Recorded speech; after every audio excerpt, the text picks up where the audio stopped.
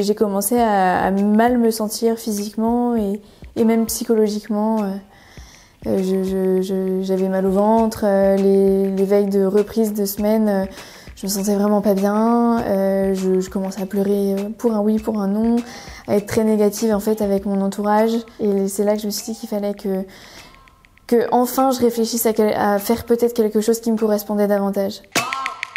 Bonjour, je m'appelle Clara. J'ai été une enfant très sérieuse dès le début, avec l'envie de faire plaisir à mes parents, de pas les décevoir. Et je sentais qu'ils attendaient de moi un certain sérieux à l'école. À chaque étape de mon avancée dans la scolarité et ensuite dans mes études, effectivement, je me suis jamais sentie de leur dire non. Dès l'instant où j'essayais d'évoquer un début de mal-être dans quelque chose que je faisais, et notamment dans une activité extrascolaire, effectivement, mes parents avaient cette petite tendance à dire voilà, avec tout ce qu'on fait pour toi, pourquoi tu te sens pas bien, pourquoi tu te sens malheureuse là-dedans.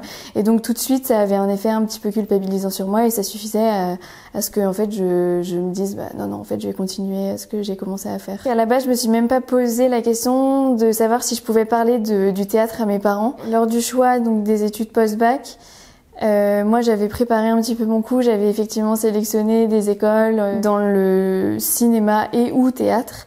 Et donc j'ai proposé tout un tas de brochures et de plaquettes à mes parents, et en fait j'ai rapidement compris, ils l'ont dit assez clairement d'ailleurs, que en fait c'était pas une option. Ils m'ont dit il faut que tu fasses quelque chose de sérieux, qui tienne la route, qui te donne des débouchés. Cette notion de débouchés était hyper importante pour eux, et donc dans un premier temps j'ai abordé l'idée de faire des études de traduction, d'interprétation, voilà, très centrées sur les langues.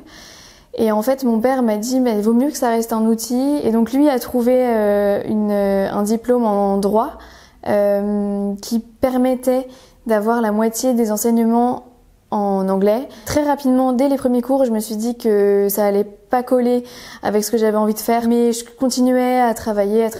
Et donc du coup, sachant que ça fonctionnait plutôt assez bien en termes de notes, je me suis dit je vais pas prendre le risque en fait de rechanger pour ça se trouve ne pas réussir, aimer encore moins que ce que je fais aujourd'hui.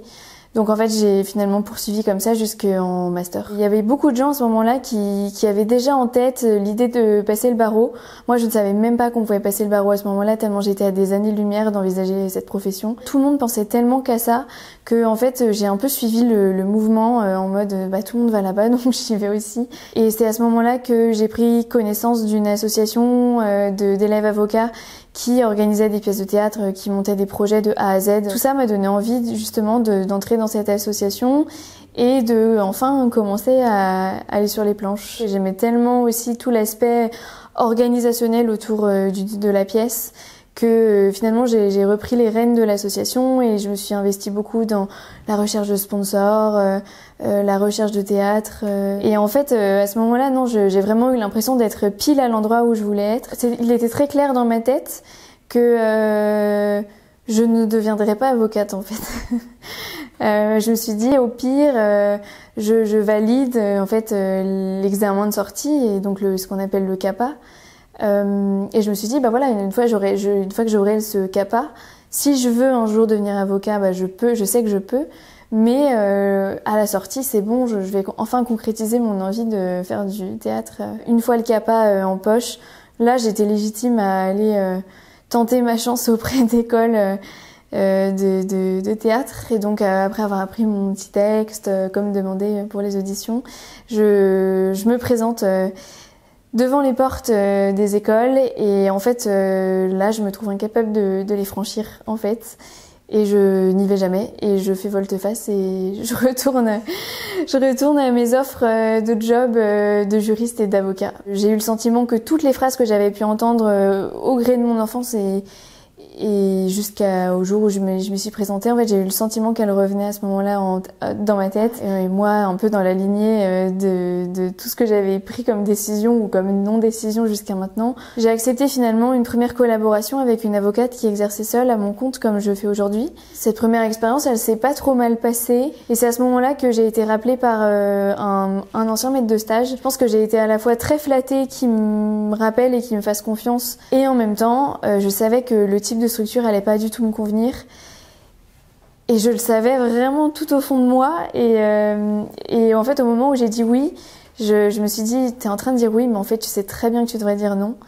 Mais j'ai dit oui quand même. Et en fait, pendant 7 années et demie, j'étais seule avec lui. Donc le seul réceptacle aussi de toute la pression qu'il pouvait y avoir à travers les dossiers. Et au bout d'un moment, en fait, toute cette pression que j'ai emmagasinée, que j'arrivais pas à ressortir moi-même de mon côté, en fait, a fait que j'ai commencé à mal me sentir physiquement et même psychologiquement.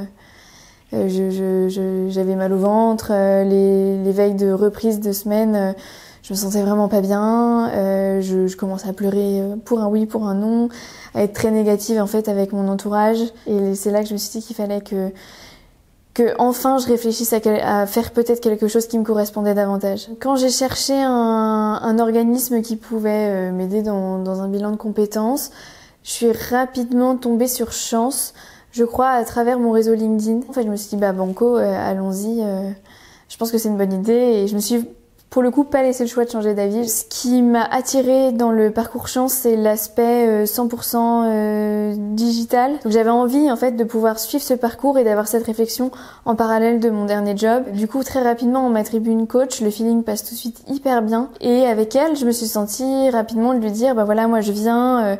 après des années à ne pas avoir su dire non, là je viens et avec une envie de changer tout à 180 degrés, je veux plus entendre parler du droit. Et donc c'est elle qui m'a dit au bout d'un moment, je comprends votre envie de changement à 180 degrés, mais je pense que il y a une envie artistique, en tout cas une envie de mettre de l'artistique dans votre vie qui est hyper présente et qui crève les yeux.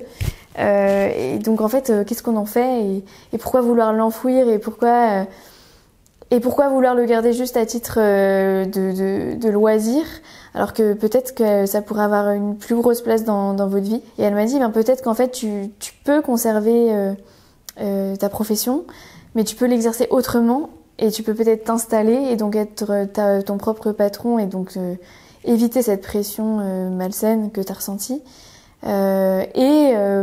Pour en fait garder toute la flexibilité et avoir plus de liberté pour mettre un peu plus d'artistique dans ta vie. Au départ, j'étais pas du tout convaincue par la formule parce que j'étais vraiment venue avec cette idée de je veux un changement radical et effectivement après en y réfléchissant, en me posant, je me suis rendu compte qu'effectivement ça pouvait être la solution la plus optimale par rapport à tous mes impératifs en fait. Dès le début, je me suis dit qu'il fallait pas que je me noie dans un rythme à 100% dans le cabinet parce que effectivement, quand on se lance, on peut être tenté de se mettre à 1000% sur ce projet-là. Je dirais qu'aujourd'hui, je passe 3 jours sur 5 sur mon cabinet, sur mes dossiers et 2 jours à partager entre théâtre et beaux-arts. Et s'il y a des semaines lors desquelles j'ai envie de faire une pause sur mes dossiers de cabinet, je peux complètement le faire.